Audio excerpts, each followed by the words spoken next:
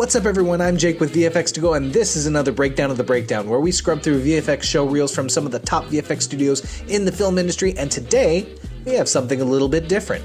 I came across an awesome show reel from artist Diedier Konings and his work on The Conjuring 2. Let's check it out.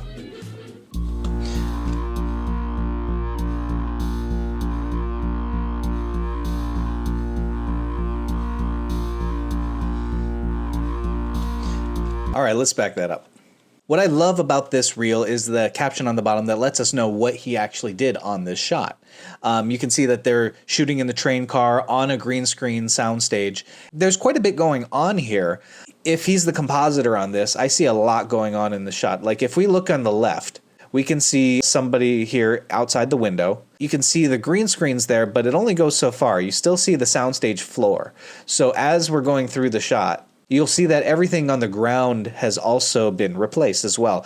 So in order to do that, they just probably ended up rotoscoping, as they say on the bottom caption right here, that everything out there is mostly probably rotoscoped. But for the most part, when you're doing a shot like this, you're going to mask the whole edge of the window anyway.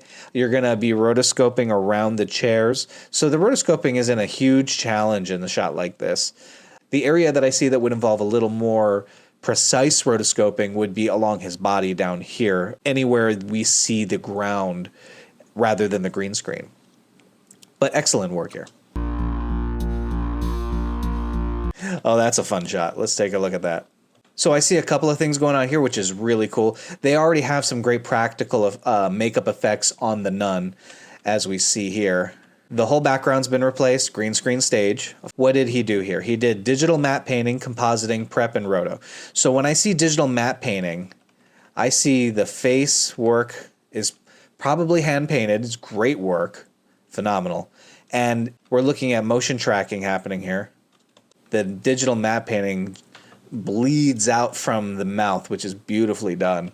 It's probably tracked in something along the lines of a Mocha Pro that can do some distortion effects to match the contours of the face as it moves. And it looks like the mouth has been extended just a bit. They kept the chin more or less where it is, but how big the mouth opens and the teeth, you can see, have been lowered. In fact, you see they've added more gums along the top here and what look like sharper teeth in the painting. The whole mouth has been replaced and everything else has these beautiful shadows that have been added on. Great work here. Great transition.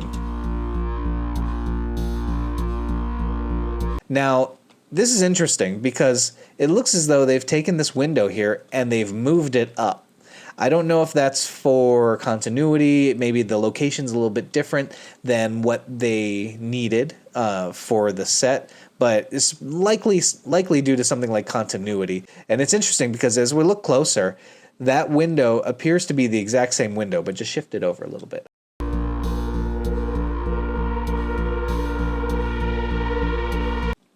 Now this is an interesting shot here because it looks like this is another change due to continuity. In the scene they probably needed this door shut, so then you have to go in and fix it in post when you didn't shoot it correctly on set.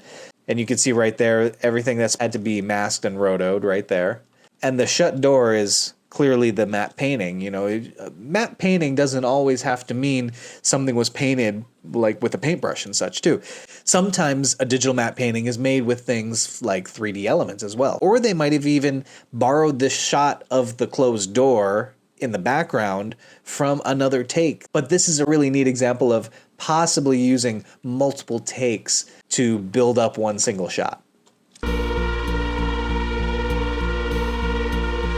All right, as we see in this shot here, we see a couple of things going on. First of all, the shot itself is to appear to be shot through a period camera, and we're seeing everything through a viewfinder. This house also had a couple of skylights in it that they wanted removed as well. Whether this is continuity or has more to do with the period in which the movie's supposed to take place, they've removed these skylights from the rooftops, and you see they've also removed the boom mic as well. But they end up covering it up with the viewfinder, so they probably didn't need to do that one.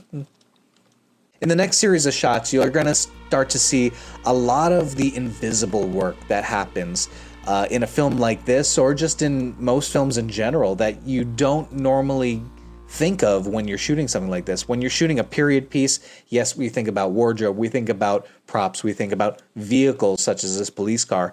But one of the things when you're shooting on a location especially are the things that are modern that shouldn't be there, and you can't always remove or cover up with set dressing.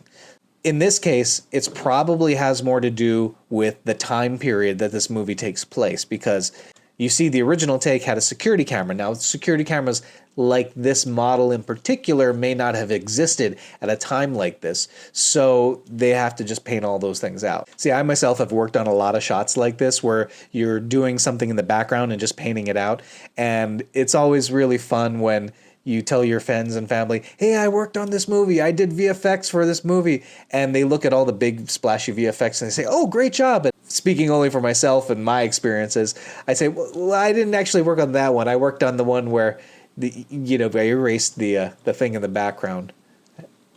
Work is work.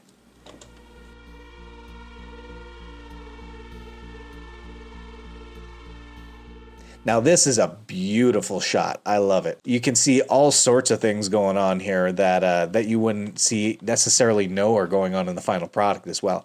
But looking at his description here, I see digital matte painting, compositing, prep, roto particles. Okay, now, just by looking at the layers, the head of this character, of this creature, with the wings, that may not necessarily even have to be a 3D model. If this scene doesn't require this character to be seen from multiple angles, if this is the only angle that we see this creature in, he could have absolutely painted this. I've checked out his website. You should check it out too. He does incredible work. And this could very well just be a single painting that's been composited and a little bit of movement added to it, because all you're really seeing of this character is the silhouette, and it is beautifully done.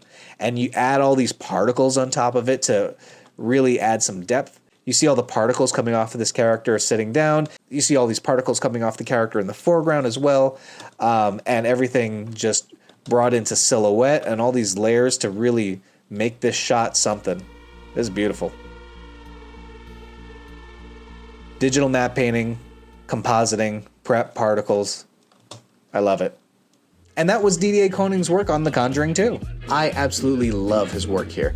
In this reel, you don't just see the big splashy supernatural effects you'd expect to see in a horror film, but you also see a lot of the invisible effects that go into most films that you might not expect, especially period pieces like this. You can find more of his work at the link in the description below, and if you enjoyed this breakdown of the breakdown, go ahead and smash that thumbs up button, and if you haven't already, be sure to subscribe to our channel for weekly tips, tutorials, and breakdowns. You can find us on the socials at VFX2Go and our website, vfx2go.com. I've been Jake, and until next time, always reframe what's possible.